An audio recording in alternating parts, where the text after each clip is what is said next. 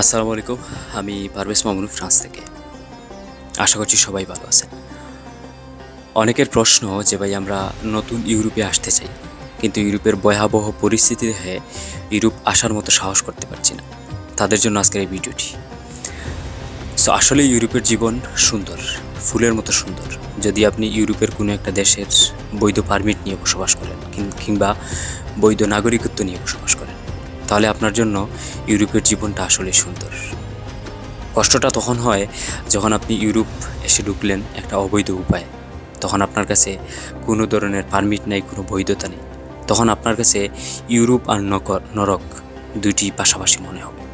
কেননা আপনার কাছে যখন কাজ থাকবে না, আপনার থাকার মতো জায়গা থাকবে না, তখন আপনার কাছে নরকই ভালো মনে হবে। সো এর জন্যই অনেকাংশেই মনে হয় যে ইউরোপ থেকে আসলেই মিডল ইস্ট অনেক ভালো। কিন্তু বাস্তবতা হচ্ছে না। আপনি যদি ওই মুমেন্টটা, আপনার প্রথম আসার যে মুমেন্টটা, এই মুমেন্টটা যদি আপনি সারভাইভ করে উঠে আসতে পারেন, একটা সময় ইউরোপ আপনারও একটা স্টেবল লাইফ আপনি লিড করতে পারবেন। আর যখন আপনিও একটা স্টেবল লাইফ ইউরোপে লিড করতে পারবেন, তখন আপনার কাছে ইউরোপ ফুলের মতো সুন্দর মনে হবে। কিন্তু এই বাস্তবতা বা এই করুণ বাস্তবতা অনেকেই মেনে নিতে পারে না। প্রথমত যখন ইউরোপে এসে ঢুকে তখন যেই পরিস্থিতির শিকার হয়, সেই পরিস্থিতির শিকার অনেকেই মেনে নিতে পারে না। অনেকের কষ্ট হয়, অনেকের কাছে মনে হয় যে এই ইউরোপ থেকে হয়তো বাংলাদেশই ভালো। প্রত্যেকটা কষ্টের পিছনে আমরা অনেক ইতিহাস জানি, প্রত্যেকটা কষ্টের শেষে আবার অনেক সুন্দর ইতিহাস আমাদের জন্য অপেক্ষা করে।